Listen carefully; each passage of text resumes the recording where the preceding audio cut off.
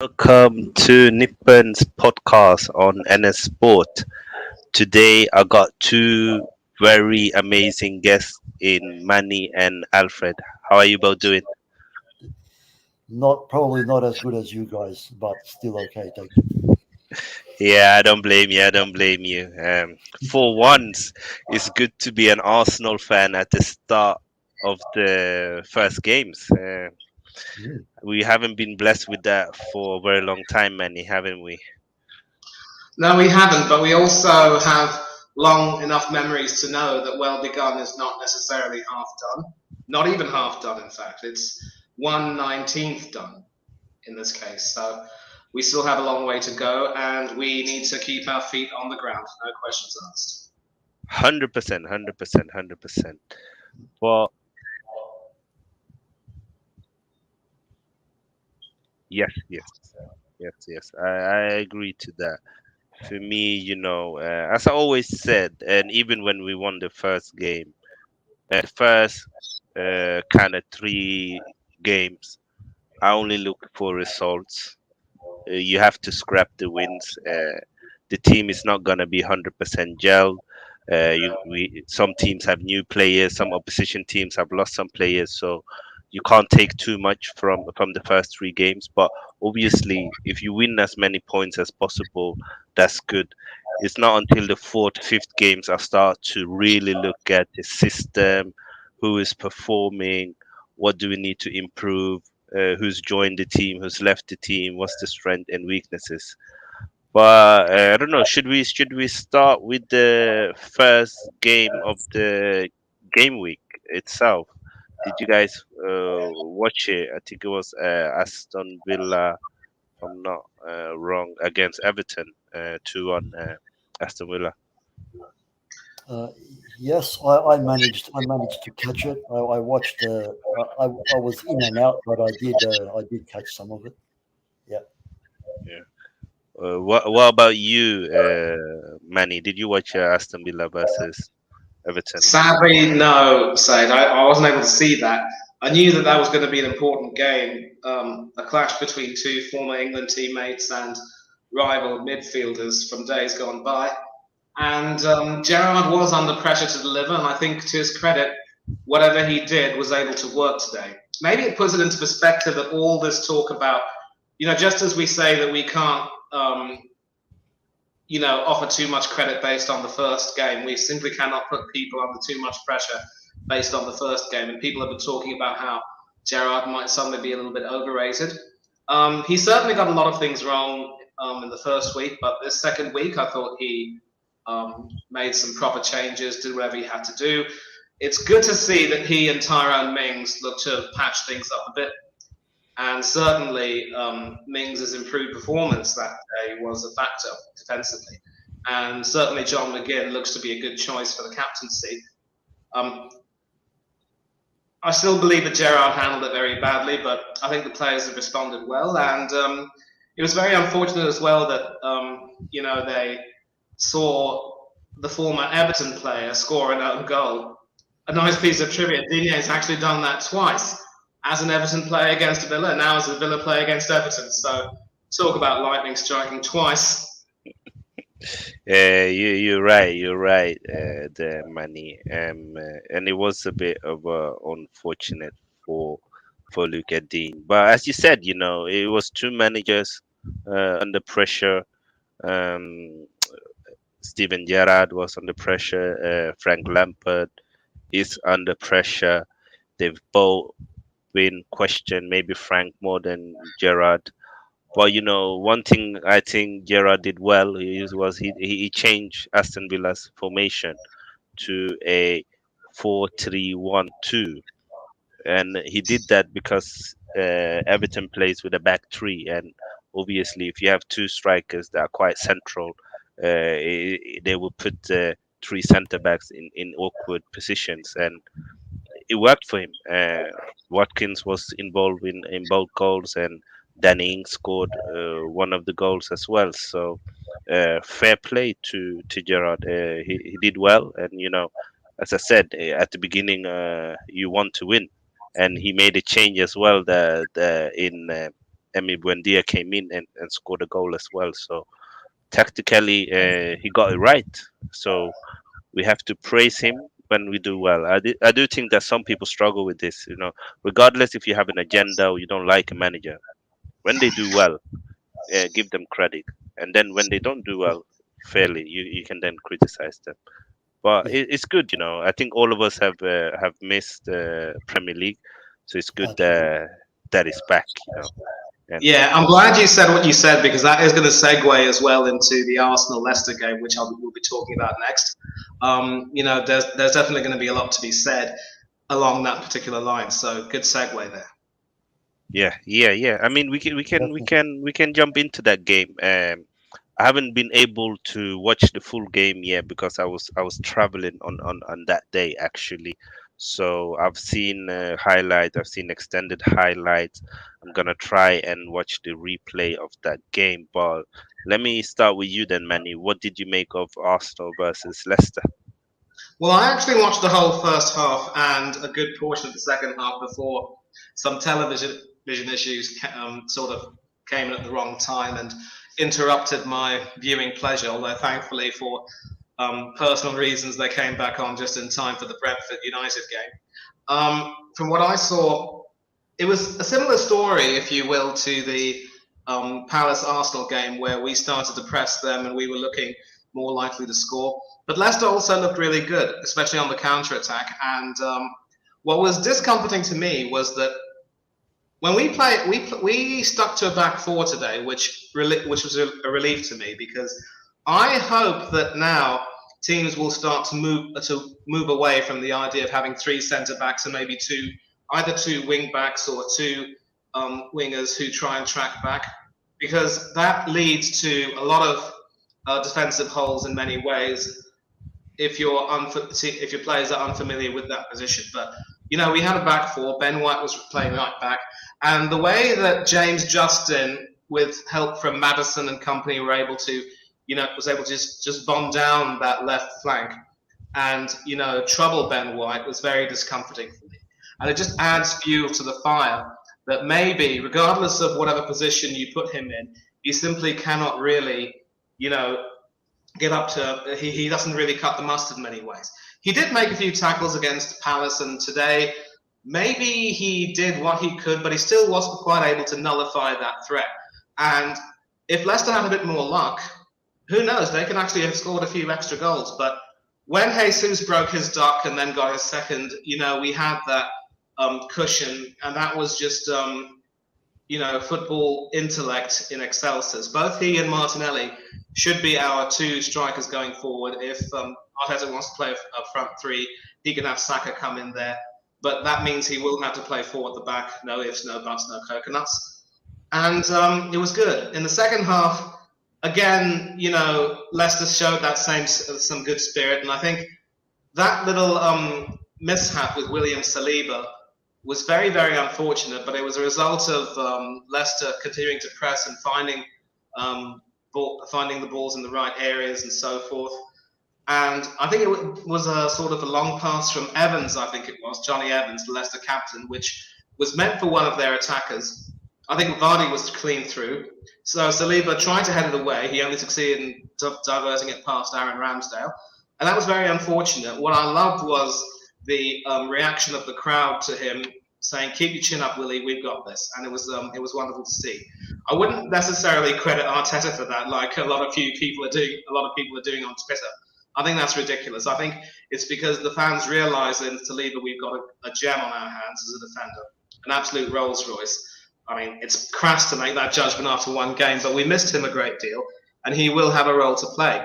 And then when Danny Ward made that absolute howler to give Granit Xhaka that third goal, it was almost Game 7 match, only for James Maddison to pop up and score a goal which Aaron Ramsdale will not want to look back on. Nobody likes to be beaten through his legs at the near post. And then a minute later, Martinelli scored again. Again, a crucial moment, Said. We just seem to let our foot off the pedal, off the jugular, and give them a few chances. And if you do that against bigger teams who will always find their way back, you're asking for trouble. And as with Crystal Palace, with a little luck, Leicester could have actually gotten a few more goals. Not necessarily saying that we would have been in danger of losing, but it just goes to show that you cannot take your chances. I mean, you cannot just leave things to chance rather. And again, it's a question of game management, being able to play with your head and not just your feet, if you will, your brain rather. And I think there's still some questions that have to be asked in the way, but of course, I mean, after 2 games, it's played 2, won 2, scored 6, conceded 2. It's a good start, but let's put things in perspective. We haven't started to play the big teams yet, and that is when our mettle will be tested. And coming up, we've got Bournemouth. And if we win, everyone's going to go cock-a-hoop saying 3 wins out of 3, we're on our way to the Champions League and all that rubbish. No, keep your feet on the ground. The real tests haven't started yet. And coming to you, Alfred, it's probably a good thing that you've played Tottenham now because you've got an idea of how strong your team is.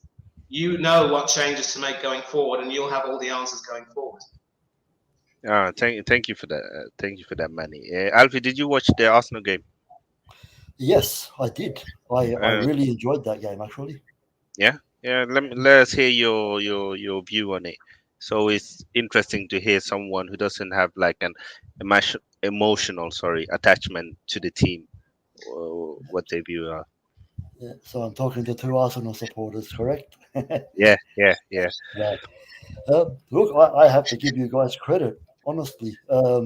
Like was mentioned just before, um, they did manage to come back into the game a couple of times, and it looked like it might it looked like they might end up getting potentially getting a result from the game, at least a draw. But it's just the killer instinct that you guys have been showing the last 2 games.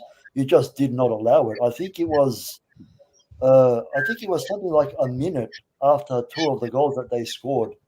Were so both times when they pulled one back, I think you scored almost immediately after. You is that correct? yeah, yeah. That's correct. I think that's something that was quite interesting. I don't know if Mm. you agree on this, Manny, but I feel like before, when as soon as we concede, we start to panic, and it's a big chance for the opposition to get into the game or even win or draw against us. But it was good to see that even though we conceded twice, that the heads didn't drop. Instead, they went out straight to attack and try and nick a goal, which they managed to do. Because I feel like the worst thing you can do when you concede is to let the opposition start getting momentum and press against you. I don't know. What's your take on that? Oh, I agree completely, and it is an improvement in some respects, but it's not for nothing that they say that attack is the best form of defense. And when you've made the purchases you've made, you can't simply adopt a game plan where that much attacking talent in the form of Jesus and Martinelli, and to some extent Yeah, Zinchenko, who has also supplied a lot of ammunition for the attacks, goes to waste. So you have no choice but to go ahead. But again, let's also not forget that Arsenal's third goal was due to an absolute howler from Danny Ward, who has done his chances of being Wales's #1 for the World Cup a whole load of harm with that mistake. It was yeah, his first. It was his second game replacing the legend, that is Kasper Schmeichel, and I think it was a loss of concentration more than anything else. He tried to reach it, then he dropped it, and then he didn't seem to have the awareness and the wherewithal to try to gather it in return. Ramsdale's dropped a few. He dropped a few against Palace, but he was able to gather them. Ward couldn't. And yeah, Xhaka took advantage of that, and he scored. So yes, we were relentless after conceding those goals, but we could have afforded to be in some ways because of the 2 goals we scored, and that's why it's important to try and open your account as quickly as you can and make that cushion. yeah, I would venture to say that had we conceded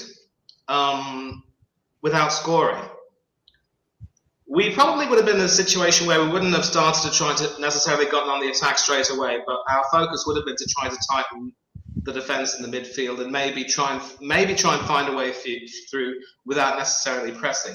But it is an improvement, and it's good to see. But we started well against teams we against whom we expected to start, and it should be the same story against Bournemouth, who were, whipped at the Etihad. We'll talk about that later, but Mhm. it is a sign of improvement. But again, we have to keep things in a little bit of perspective. If Ward hadn't have Definitely. lost his concentration, we wouldn't have had that third goal. And credit to the Foxes, they showed enough spirit to come back. And as I said, that goal from Madison was not one for which Aaron Ramsdale can go home with any credit. No. Yeah, I'm just gonna quickly go through the chat and thank you to each and every one of you who've tuned in today. Nippon is on holiday, so he's given me the honor to host this show. I hope I can fill into his show, even if it is up to 50%, because Nippon is a great content creator. So big up to all of you. And as you also can see, Nippon has hit 700 subscribers. So big up to you, Nippon, man. The Yes. next milestone is 1000. So let's continue to share the content, like, and subscribe to the channel as well. And Manny is saying hello to everyone who will be joining. Let's be having fun. I agree. Big up to Ravi, Yo, and the Sport TV gang.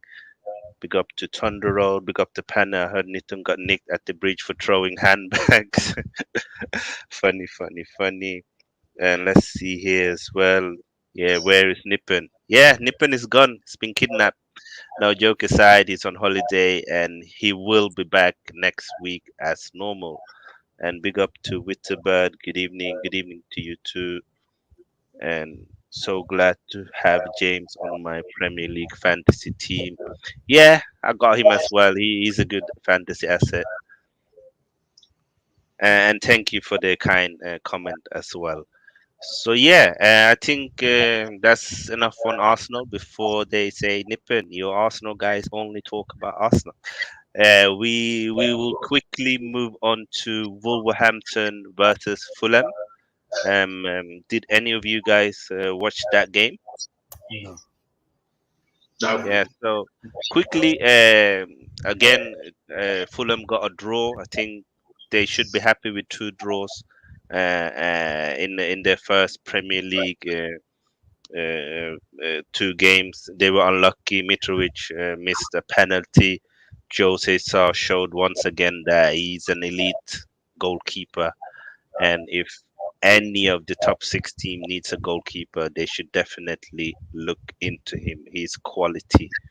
The other game was Southampton versus Leeds. It finished 2-2. Rodrigo scored two goals again. He seems to be on fire. But Southampton showed character and came back into the game and scored two goals. So did you guys watch the game? No. No, I mean, look, Sad. The question you've asked there is, with all of those games taking place at the same time as the Manchester City and Arsenal games, I think it's Yeah, fair to say that without television coverage, there's no way we could watch them. But we do keep yeah. posted And I, about the yeah. yeah, yeah, And those four teams in question, I think they've put up really spirited performances given their circumstances. yeah, Fulham, of course, have been tipped by everyone to go straight back down to the Championship. But this season, they've actually been very tight in defence, very cohesive. It would have been harsh to say that they deserved to win against Liverpool because Liverpool were the better team, but they were full value for the point they earned. And certainly, they were able to cancel Wolverhampton out. Wolves did the same thing, recovering well from the defeats at Leeds. Southampton made a fine recovery against Leeds, in fact.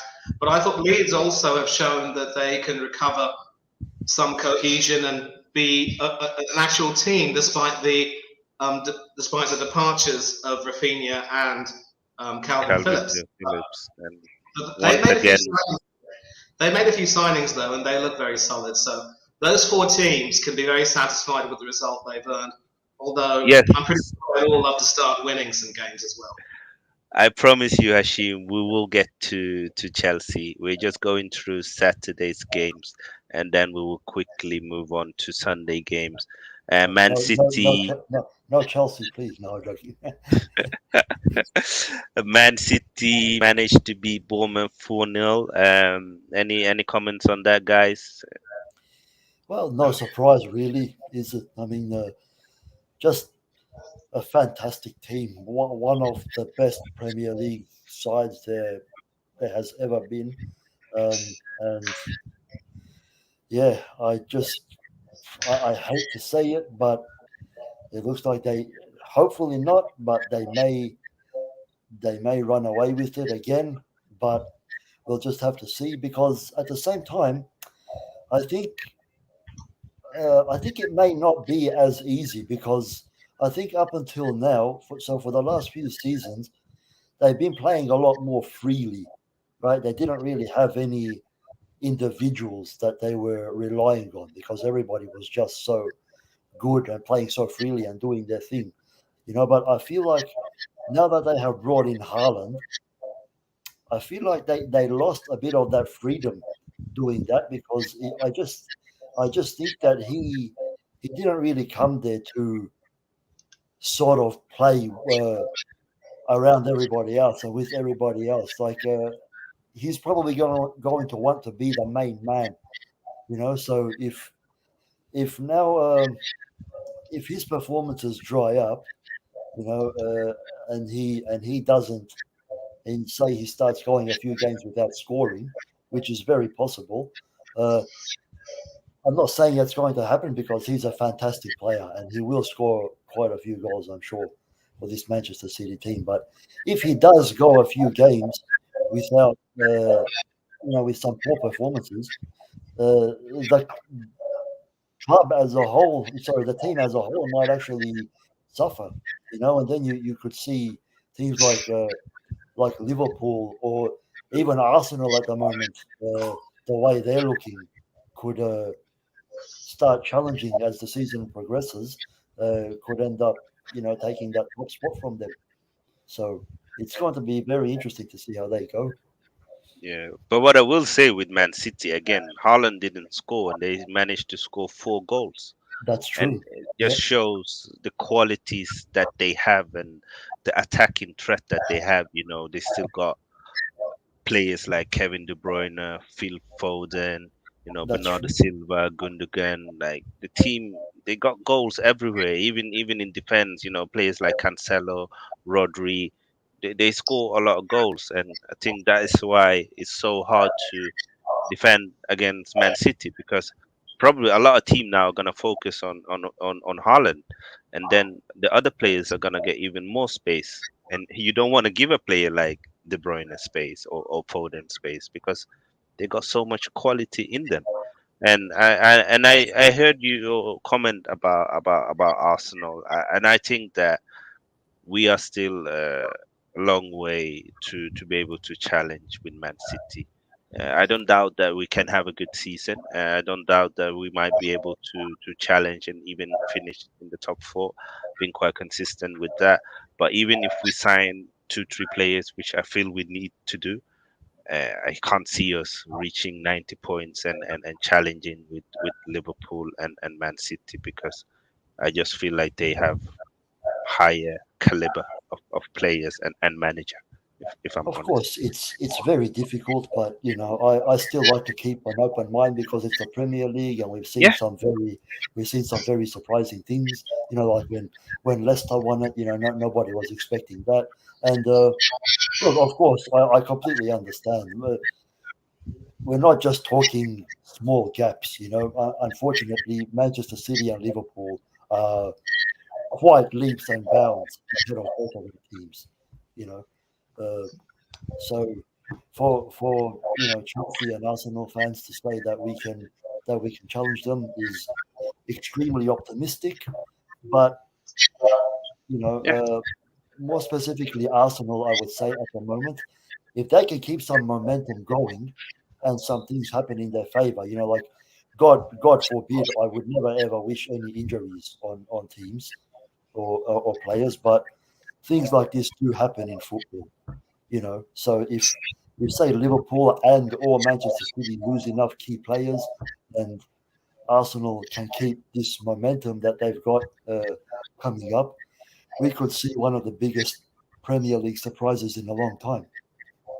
You know, I would love for that to happen, but I'm not gonna get into those modes yet anyway. yeah, But of course. yeah, Any final thoughts from you, Manny, before we move on to the last game of the Saturday game, which I'm sure all of us want to Not talk really, about? no. All I'll say in reply to Alfred is that I love his optimism, but the jury will still be out. And again, we still have a long way to go. The window still isn't over. Let's see if we sign any more players who can possibly make a difference. Let's see if our injured players who come back in can also make some difference. And you never know. We still have a few issues, but if we can work through them, I mean, yeah, anything's possible. I mean, just keep your cards close to your chest. Simple as that. Yeah, and this comment comes perfect. Let's talk about bees and birds. So from Mr. B for life, big up King and the panel. Congrats on your win yesterday, but ours was even better. Stung United 4 times. Yes, and that game I could actually watch it, and wow. Let me start with you, Manny, because I'm too excited to speak about this topic. No, but here's the thing. Here's the thing. You talk about excitement. At the very last minute, I was asked to do a watch along for that game for the first half. I'm Yeah, sure you've heard of this channel called Hanno's Coach Corner. yeah, I want yeah, to yeah, begin. yeah, yeah, Yeah, yeah. wonderful little guy from South Africa, and I think he and Nippon have done a few videos together. And he actually messaged me telling me that he wouldn't be able to do the watch along. He'd like me to do it instead, and I said, sure, I'd be delighted. And then about the last moment, about 20 minutes before, up till about 20 minutes before kickoff, suddenly the television went off, and there was an issue with my subscription. Yeah. Thankfully, that was resolved in time, so I only missed the first minute of the game, and I was able to sort of settle in. Until then, I was probably resigned to, depending on updates from BBC Sport, which, as you know, are definitely not done very quickly. That would have been an absolute, bore.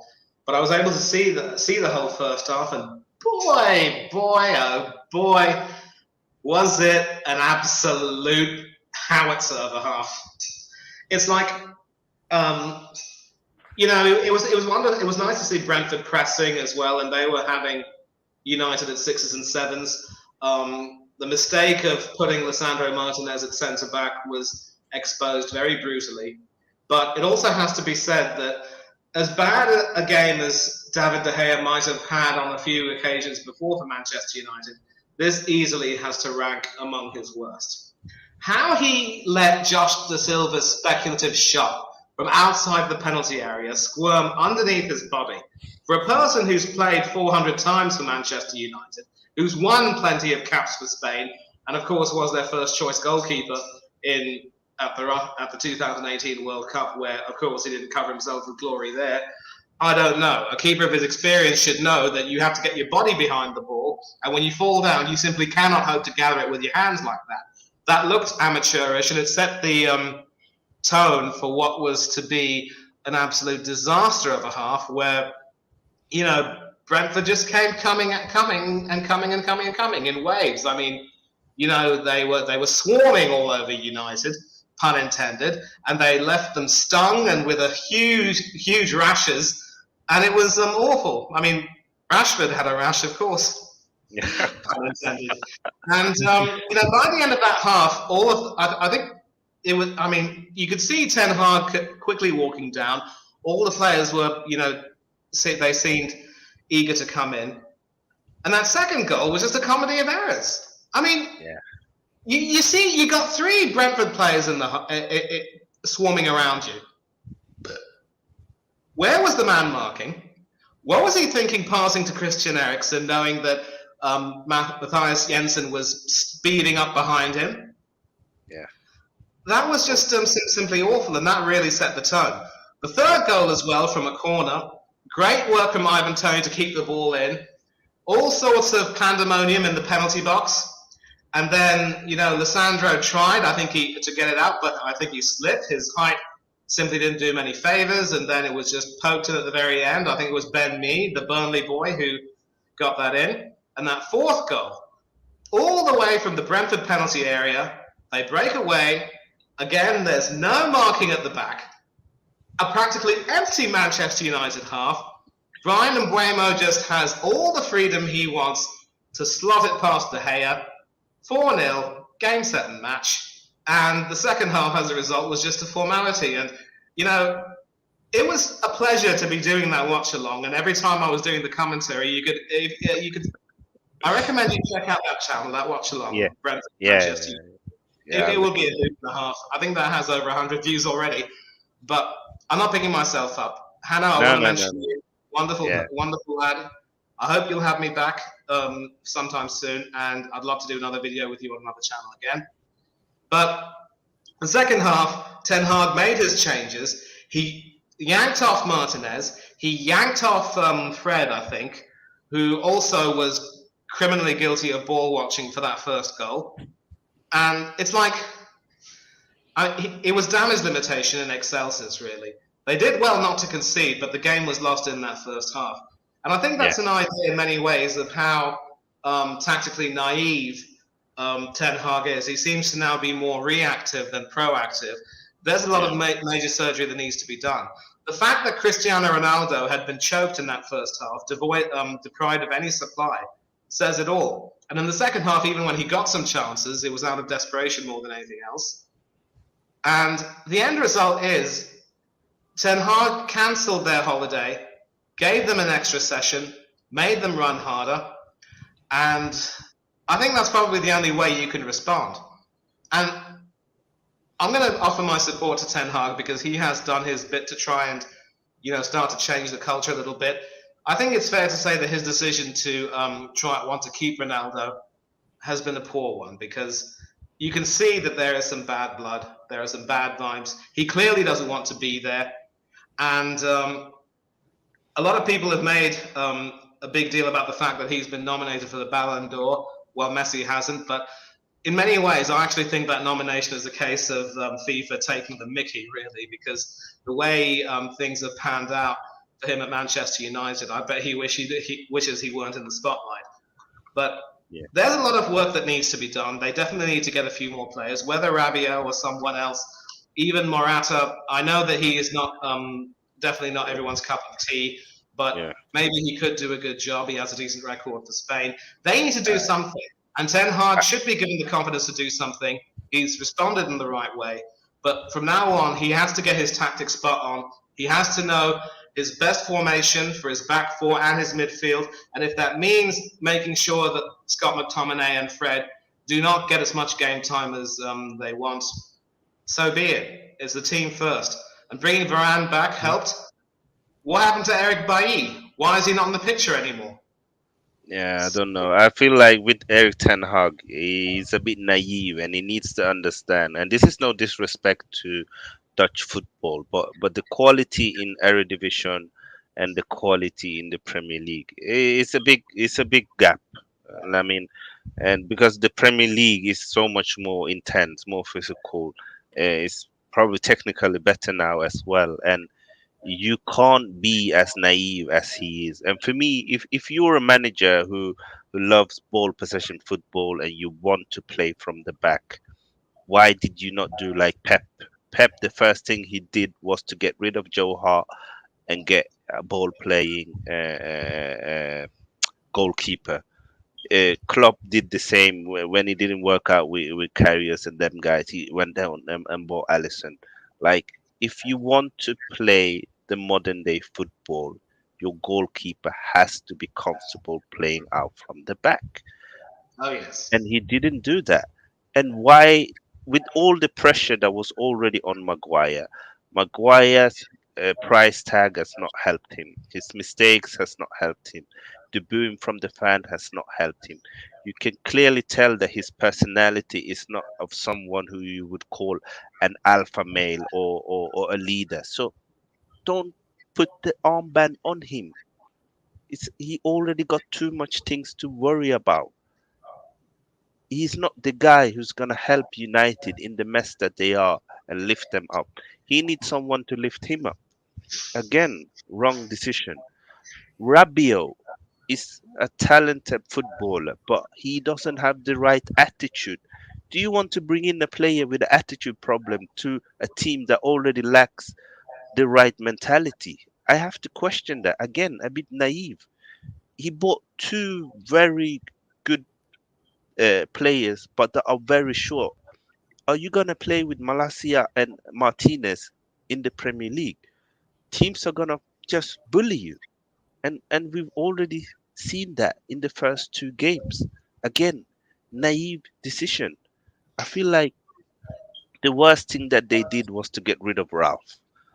Ralph had been in that dressing room. He knew all the rotten eggs. He has a long list of successfully buying the right players to the right team. They should have kept him in that consultation role or whatever they called it because Ten Hag needed him. And Ten Hag has only brought in his coaching staff. None of them have any experience of Premier League football. Again, a bit naive. He has a big job. He has a big job and he needs to step up and he needs to make some tough decisions because it doesn't look well for Man United right now. And as you No. said as well, Manny, he should not have forced Ronaldo to stay. If a player wants to leave, I don't care how good you are. And I've been very, I've said this even to Arsenal players, move them on. I said that about Torreira. It's the same about Ronaldo. And Ronaldo is a person that if he's happy, he will lift the team. But clearly, he's not happy. He doesn't want to be there. He's gonna be a problem, and he's gonna question you, and he's not gonna listen to you because he is Cristiano Ronaldo. But also, I have to give praise to Thomas Frank, another underrated manager that's done wonders with Brentford. Wonders with barely any money. He's taken them from rock bottom all the way up to the Premier League, and his tactics in this game with the pressing, with the man marking, with targeting United's players that are weak on the ball, masterclass. And I can't give him enough praise. To win 4-0 against Man United with any team is wonderful. To do it with Brentford's team is amazing. So Yeah, so big up. let's not forget the last season. In addition to beating our Arsenal team on the first day, they also went to Stamford Bridge and spanked Chelsea 4-1. So we Yes. know that they're capable. And if any Chelsea fans Mhm. are looking to try to laugh at Manchester United over their misfortune, just remember it can happen to anyone. It's happened to you. It's happened to us. It's happened to every big team on their day. So tone it Correct. down a bit. Yeah. Correct. Yes, quickly go through some comments.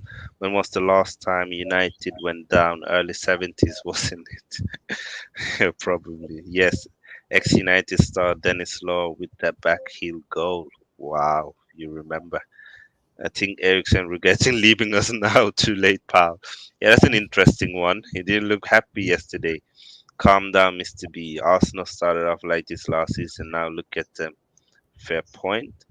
Did Wiki, but they? Arsenal have now got yeah, we lost the first three games. Obviously, we lost to Brentford 2-0. We lost to Chelsea Ah, two that's nil right. I think, Yes. and we lost to City 4-5-0 or 1 or Five something like now. that. Five Yeah, now. yeah. We didn't score in the first three games. It Yeah. it was terrible, honestly. It was terrible.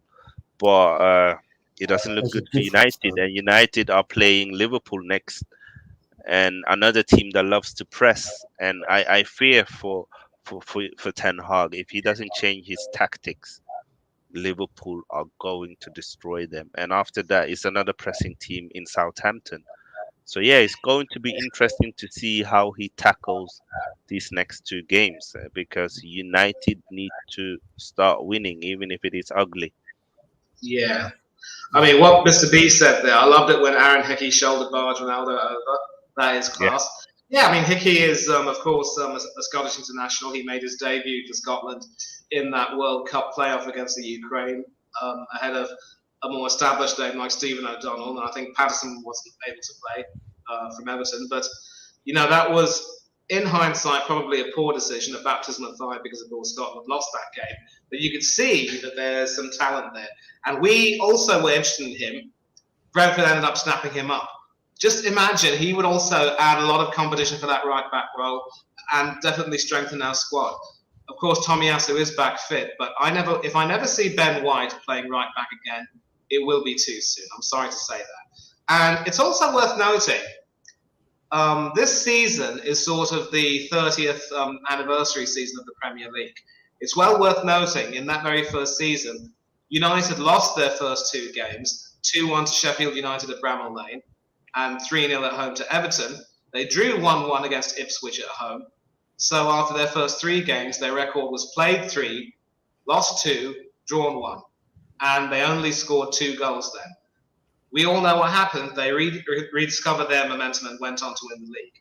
Having said that, this current United team couldn't even compare to that vintage class of 92-93, which had Robson, Bruce, Pallister, and Mark Hughes, Ryan Giggs coming into his own, Lee Sharp in his pump, Brian McClare, several other players, Paul Ince, Peter Schmeichel in goal, obviously. And at the back, you had Paul Parker and Dennis Irwin.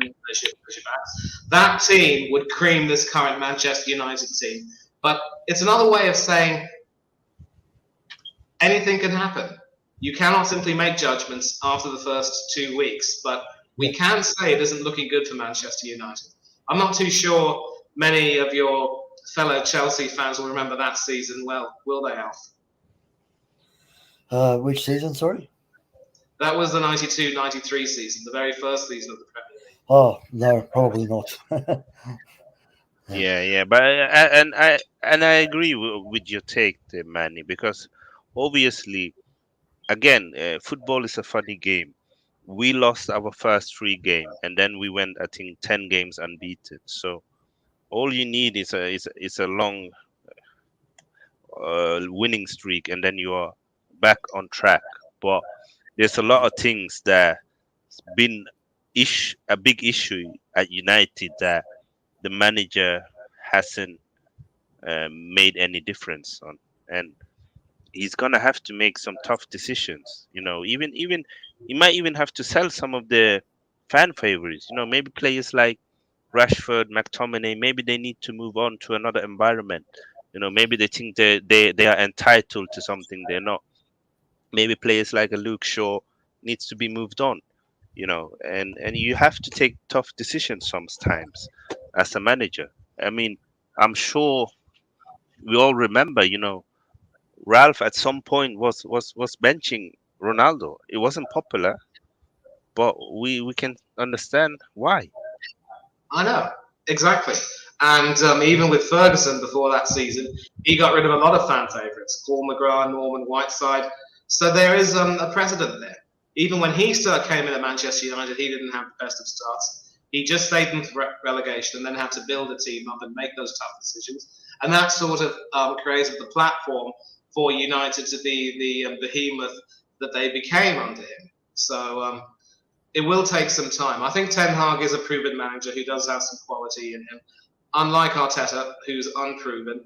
I see some ability in Arteta, but a lot of naivety as well. And,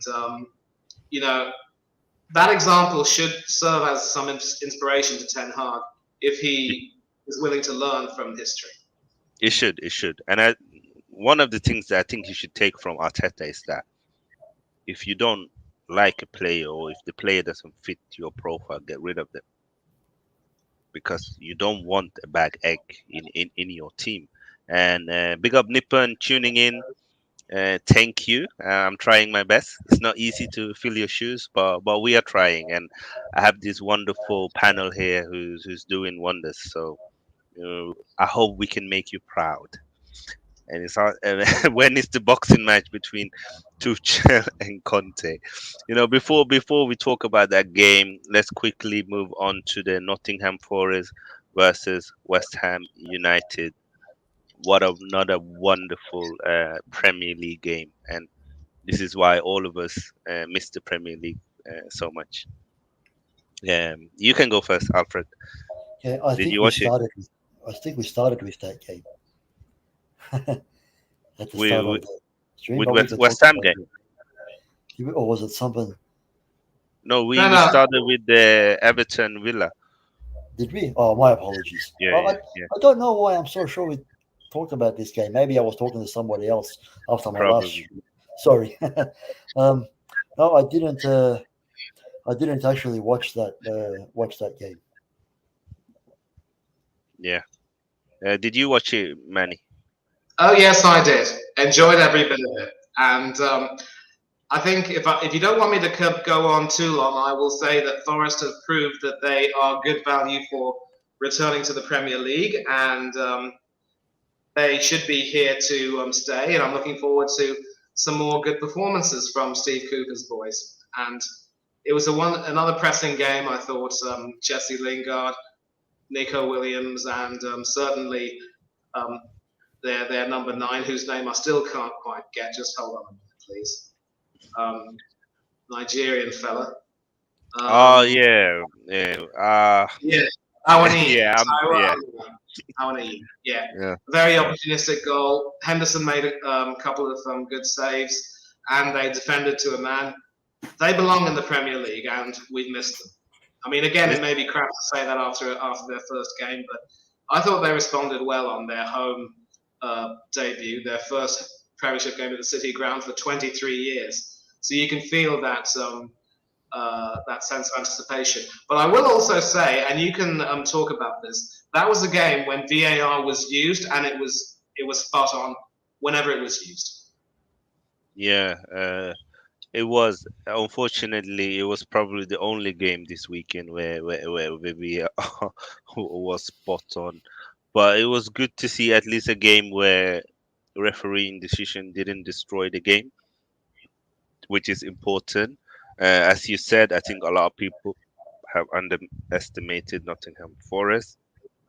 I think they will be a problem, just like Brentford was a problem last year for a lot of teams. And I think if you go there and you think it's gonna be easy, they will punish you. And they got Yeah, some quality players, and they're not ready. They want to bring in more players, and it just shows you that they are a big club because their mentality isn't that. Oh, we are in the Premier League, maybe like a Norwich. They are happy if they go down. It's not too much because they will get their parasol payment, but Nottingham Forest wants to stay in the Premier League, and it's beautiful to see them back in the league. And fair play to them for winning and playing well. It was good. Obviously, Declan Rice missed the penalty. I'm not sure why he took it. You would have thought that Saeed Ben Rama, who scored penalty for them before, or Jared Bowen would have been, or even Fornals would have been better option. But some will say it's hindsight. I've always believed that it's better for your attacking players to take penalties because of they thrive when they score. So yeah, it was one of Exactly. them. mm, Yeah, that penalty from Declan Rice was absolutely awful. He sort of side-footed it, and it was an easy save for Dean Henderson. And Yeah, they've actually spent close to 100 million quid, and as you said, they're not done, so they are quite serious. I think people have sort of taken a look at them and said, "Wait a minute, many other clubs who've spent more than necessary to try to um, get ahead. Portsmouth and Leeds being examples, and we all know what happened to them. But I think I'd like to think that they've been a lot more they've been very sensible, and certainly they promise a great deal. And if they can stay in the Premier League and maybe have a decent cup run or two, I think it'll be well justified. Let's not forget, Forest are a decent team. They smoked us in the FA Cup.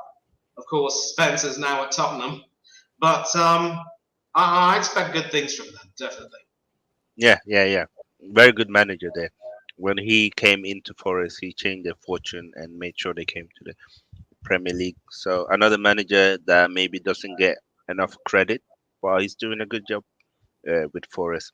What's your take on this one before we quickly move on to the Chelsea game? Rice took a horrible pen, but Henderson was great. I think United missed him yesterday. Maybe that first goal wouldn't have gone in. It's hard to say because you know one of the reasons why I wasn't impressed with Henderson's attitude was that he actually came out in the papers criticizing Rangnick and the other coaches who promised Rangnick basically who promised him that he would play more, but never really gave him the opportunities. Henderson has been unlucky with injuries, and that's it's just a fact of life. It's the law of possession, which applies with goalkeepers. You get injured, someone comes in ahead of you, that person performs well, that person keeps the jersey. It's as simple as that. So for Henderson to have come out and done that in the papers, I thought that was pretty poor form. This loan move might perhaps benefit him because he's away from that all that exposure at United. He's away from everything that's going on. I wouldn't go so far to say that United missed him per se, except they now only have two senior goalkeepers on their books in both David De Gea and Tom Heaton. And so if De Gea does get injured or suspended, the prospect of having Heaton coming in and playing, I mean, Heaton has been a solid goalkeeper for a long time, but he's had his own injury issues. So United do have some problems, and if they are forced, I think under the terms of the loan deal, though, Henderson will not be going back to United. He's happy at Forest, but United might need to possibly sign another goalkeeper. There was talk about trying to bring Sergio Romero back from his stint in Italy. He played for United, of course, and won the Europa League. So that could certainly be an option, but that's another example of how United really, really need to perform some major surgery on their team. These next 2 weeks before the window closes are going to be crucial AF. Yeah. Now let's move on to the London derby. Chelsea versus Tottenham at the Stamford Bridge, 2-2. I'm gonna start with you, Alfred. It's your team. What did you make of the game? Okay, well, it's been a pleasure, lads. Thanks for having me. No, no, no, no.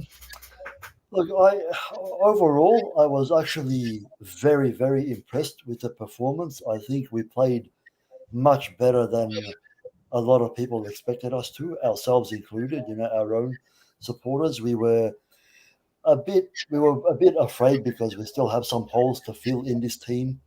But we also knew.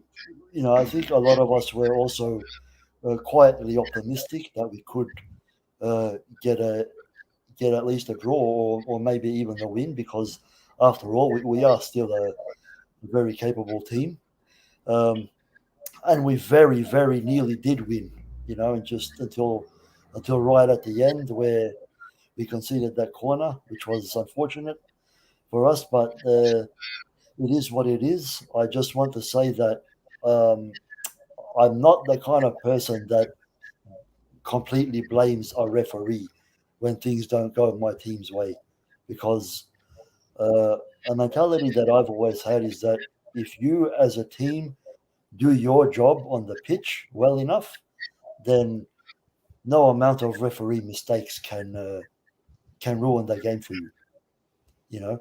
And I think Chelsea today had chances that we could have actually killed the game off. So Kai Havertz missed a very good chance. Mason Mount missed a very good chance. And also Raheem Sterling had a chance that wasn't quite as clear cut as them two, but you can make an argument that he could have probably scored as well. So, there are other things to consider as well. We can't just look at the referee as well. I was talking to Manny backstage before we started the broadcast, and we talked about our defense in that corner as well, right at the end of the game. We went to sleep. If that was down to us as well, conceding that goal. So I'd just like to finish by saying that although I don't want to, as I said, completely blame the referee for the result.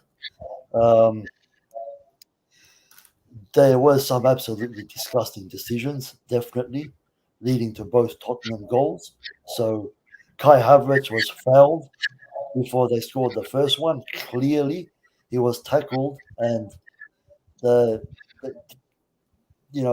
attacker Tottenham I can't remember which player it was, but he didn't even touch the ball. He clean just. It was Hoiberg or Bentancur. Sorry, Bentancur. Yeah, he completely took Havertz out. Did not get anything on the ball, but nothing. No free kick, nothing, and then they scored, and then at the end, when Cucurella got a handful of hair pulled, and then Tottenham scored, but I was so angry. I can't even remember if it was even looked at. I don't think it was. I don't think VAR even looked at that. And Nah, that's just absolutely ridiculous. At this point, you have to say in some games, it's just it's just blatant. You no, know, the level of the refereeing in English football, or I'm gonna speak about Premier League because I don't watch the other leagues that much. But yeah, in the Premier League, the referees, the VAR team, the linesmen, the quality is shocking, and it's not at a professional level. And it's not yes, even like, sometimes you have to question, is there intentional errors or are they just useless? Because yeah, now that you have VAR, now that you can see everything from different angles at different speeds, you're supposed to make better judgment and better decisions. But every week we keep seeing wrongful decisions, inconsistent. One game, one thing is a pen. Next game, it's not a pen. One game, one thing is a red card. Next game, it's not a red card. This will be disallowed. This won't be disallowed. I mean, it's gone way far too long.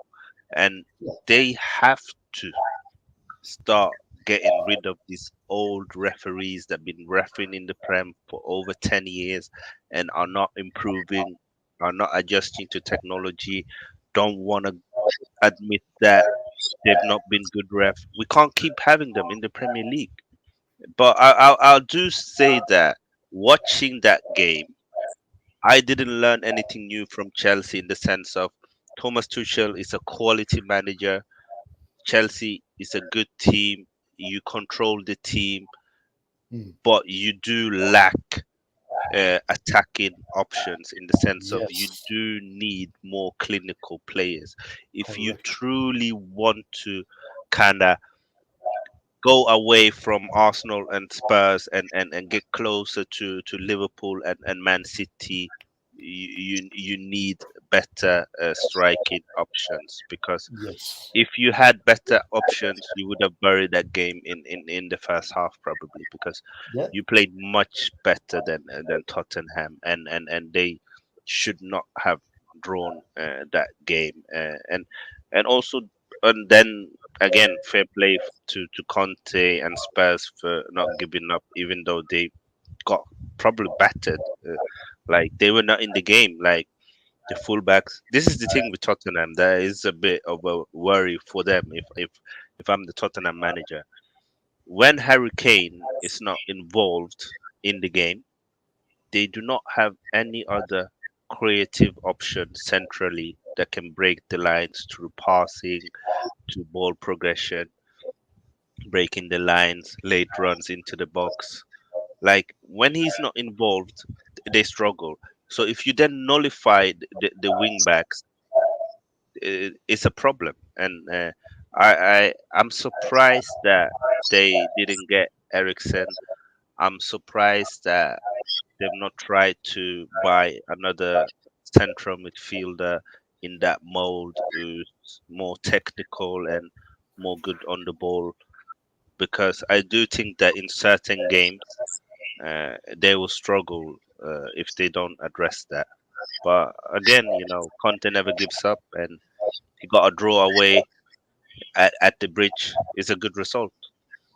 Yeah, Less stress. I predicted a 2-2 draw. So there was uh-huh, a part of me that was a little bit happy that Kane scored that goal. Except, you can I should I know I'm not supposed to be happy when Tottenham get a good result, but given that most of my other predictions have been spoiled, I think it was nice to sort of get this. I predicted a 2-2, and I actually thought that one player who did make a difference when he came on was the veteran Ivan Perisic, who of course came in from Inter Milan.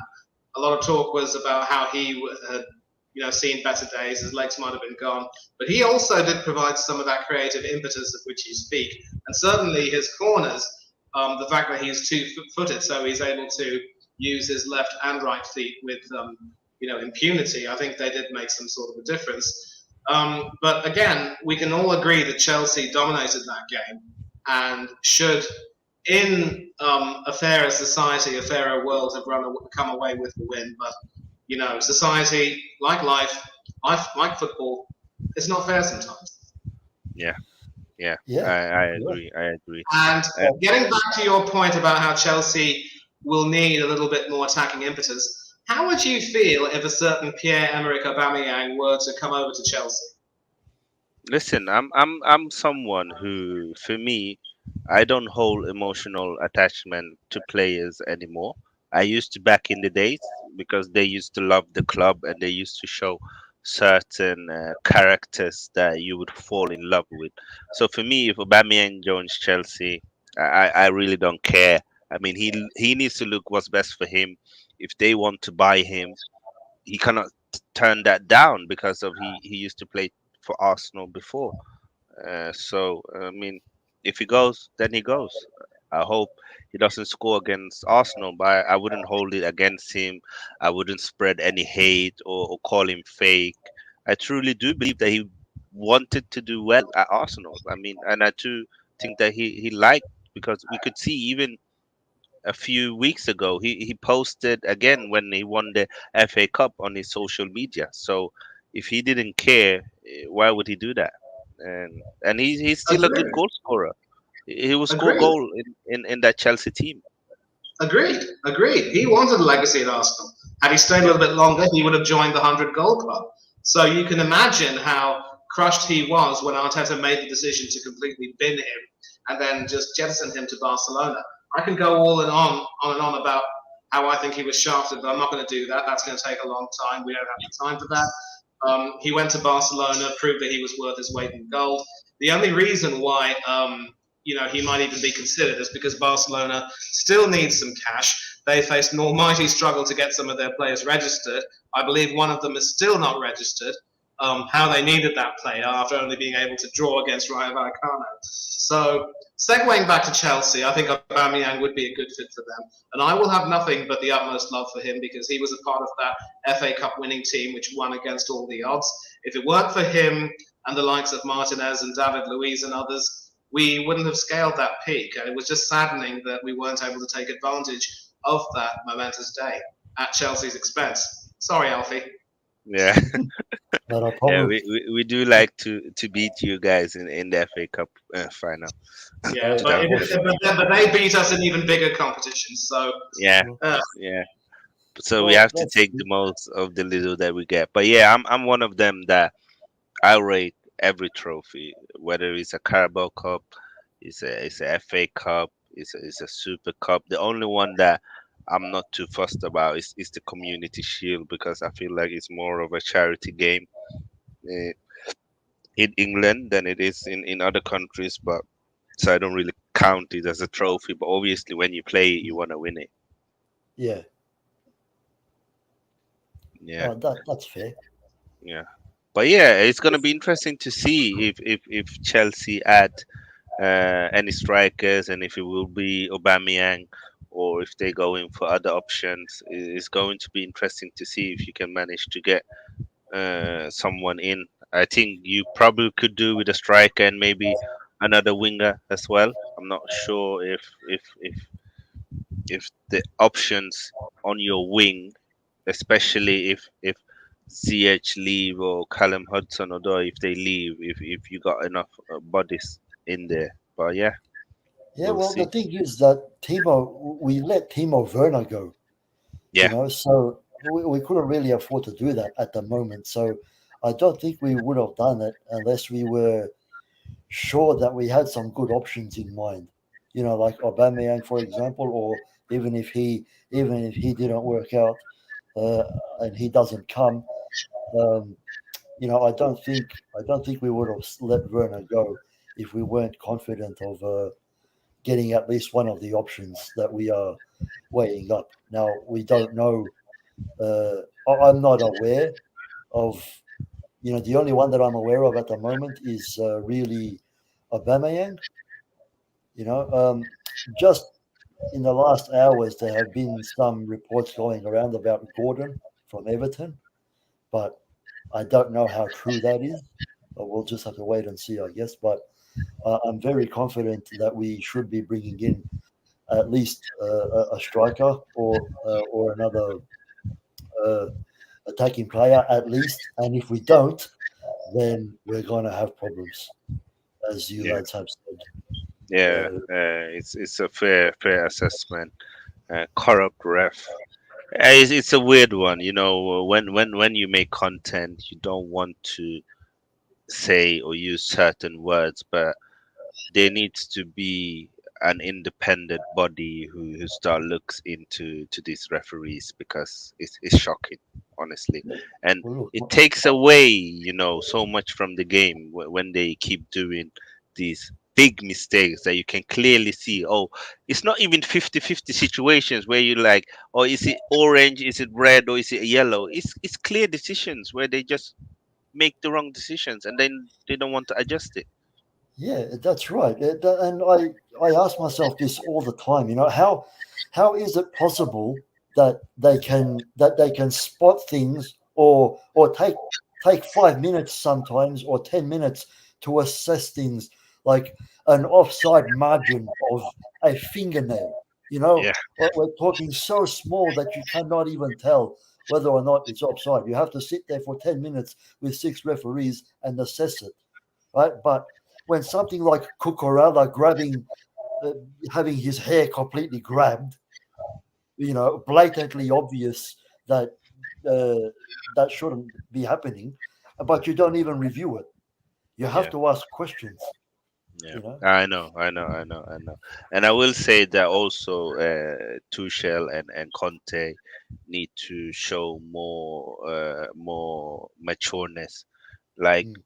for me, as a father who likes to go and watch game live, I do not want to take my daughters to a hostile game. Like, they need to Mhm. understand that there's millions of people who watches the Premier League, and I understand sometimes you're up to your emotions, but they need to be able to behave. They are two very experienced managers. I expect better behavior from them, and I hope that they've apologized for it. We don't want to see that. And I did not like Jamie Carragher's comment as well on it, but that's for another day, I feel. But Well, overall, I think Chelsea, again, you will have a good season. You are probably one or two players away from having a very good season, but a lot of people were trying to make out that it's chaos at Chelsea and stuff like that. We can clearly see that they are a quality team. look, I just want to say to everyone, keep an open mind. Arsenal supporters, Chelsea supporters. Unfortunately, our attack does not look as good as you guys. You guys look like a team that is just very together and just look incredible at the moment. It's actually going to be very exciting to see how you progress. Um, but like I said, and as I said earlier, I don't wish injuries or ill will or problems to happen to any clubs. But I just want to say that until it's mathematically impossible or very unrealistic, to just keep an open mind because you don't know what's going to happen to teams during the season, and then like I said, even if it's not likely, you may end up seeing one of the biggest surprises of a Premier League that you've seen in years, with Arsenal lifting the trophy, or Chelsea somehow, if they manage to make good enough signings, maybe even Spurs, but I really don't think so. I, Yeah, I mean, listen, I've watched the Premier League for a very long time. I've seen Blackburn win it. I've seen Leicester City win it. I remember even when Chelsea won it with Mourinho, it was a big surprise, especially after Arsenal's invincible and how strong United was. Surprises do happen in football. Not as often maybe as we want, but it does happen. But as for now, I'm just gonna take it game by game and assess how we do. You can ask Manny. I'm quite open-minded. I'm quite positive towards Arsenal, but I don't want to jump on certain bandwagons as certain part of the fan base does. I try to analyze what I see and base my opinions on that. And obviously, people rate different things in football. So therefore, people will look at one situation but have another take on it. For me, it's just about respect. I mean, me and Manny, we can go on streams every day and have different opinions, but there's always that mutual respect. And that is Yeah, something that I feel a lot of people need to improve on. Whether you have a positive take to your club, whether you're critical to your club. We're all supporters. We love our team. That's why we take our own free time to watch them and follow them. So we should be able to have discussion, even if they're heated one, but be respectful to one and each other. And that's for every fan base, I feel. yeah, absolutely. Well Well said. said. Cheers, You cheers. know, Yeah, football is a quickly beautiful sport. before we end the stream, that Kante injury. I was sad to see him get injured because I felt like that was the old Kante again. He was Yes, probably, if not man of the match, he was one of the best players on the pitch. He was all over it, the play. He was causing problems in the attack. He was tackling. He was blocking. It was good to see Kante play at his best. So I was, and he's one of my kind of favorite players in terms of he's never been someone who speaks a lot. He's not that flair. He's not. He doesn't want to be in the media, but he's always give 110% on the pitch. So I was a bit sad to see him go down. yeah, Honestly, that's sort of why it went. That game against Tottenham just went from bad to worse because I was thinking, it's going to be a bittersweet win. At one point, I was thinking, because we were yeah, winning and it was yeah, close to the end, and yeah, Kante got injured. So I was thinking, it'll be a bittersweet win. We're gonna win, but Kante got injured, and then we didn't even win in the end. And yeah. it was just horrible, horrible ending to that game. Yeah. But quickly, I'm gonna let Manny give out where people can find you before we end. And thank you for joining the stream, Manny. Always a pleasure, Said. You can find me on Instagram at this ID, Manny, under the right, 1981. That's my first name, my last name, and my year of birth. On Twitter, you can see me at Thungatherai 1981. That's my surname and my year of birth. Basically, though, Twitter's where you'll find me a lot more actively discussing football and retweeting a lot of advertisements for podcasts and so forth. I'm still very much in belief that Mikel Arteta isn't really the right man to manage Arsenal, but I am willing to keep an open mind, as Said has said, and I applaud him for making that statement. I'm enjoying Arsenal season so far. But anyway, Instagram and Twitter, this is where you can find me. You can see me on this show, the Football for Thought podcast. You can find me on a few other channels like Del Boy Gunner TV, Horace Talks Football, S Featley TV, and maybe a few others. I could possibly be doing something quite interesting with the World Cup coming up, so I will keep all of you informed. Until then, this is where you'll find me, spewing some guff, chewing some fat, and floating around. As long as I'm welcome everywhere, I'm always there. Of course, of course. And Yeah, big up to you as well, Alfred. Where can people find you? And thank you for joining the stream. It was a pleasure. not a problem. Thank you for having me, and absolute pleasure for me as well. And I can be found on Twitter right there, just Alfred underscore Russ. That's my Twitter handle. And I'm also um, always on Worldwide Chelsea Streams, the YouTube channel. Whenever Sadiq and the gang stream, you can find me there as well. So feel free to come and join us there as well whenever you like. We'll welcome anybody, all supporters, all opinions, always welcome. And I just like to always to say again, remember always that football is the beautiful game for a reason. There is always many, many surprises, and reasons to be optimistic because nothing is impossible. So, supporters of all teams, never count your teams out of the possibility to win a trophy. Don't think you can't win the title just because it looks very unrealistic. Keep an open mind because just in football, just like in life, you never know. Ah, that's some wonderful words there by Alfred, and thank you again to you and Manny for joining the stream on short notice, and big up to Nippon for believing me and giving the honor for me to host on your channel. It's a big responsibility, and it's not something that I look little at. Thank you, my brother Nippon, and I wish you all the best on your journey to 1,000 subscribers. Also, I also want to big up to each and every one of you who've tuned into the channel and stayed here with us for over an hour. It's been a pleasure. I hope you've enjoyed the show. And remember what Alfred said, football is a beautiful game, a beautiful sport. It's important, as a child, you always dream. So let's not forget to dream. It's good to enjoy it, but also be realistic. And just quickly, I've just started my own channel. I put it in the link, King's Football Show, and you can find me there. You can also find me on Twitter, on Instagram, on King's Football Show, and hopefully soon you will see a show with me and Alfred and Manny as well as guests. So thank you guys. Thank you for tuning in. Big up Nippon, big up NS Sport TV. We are out.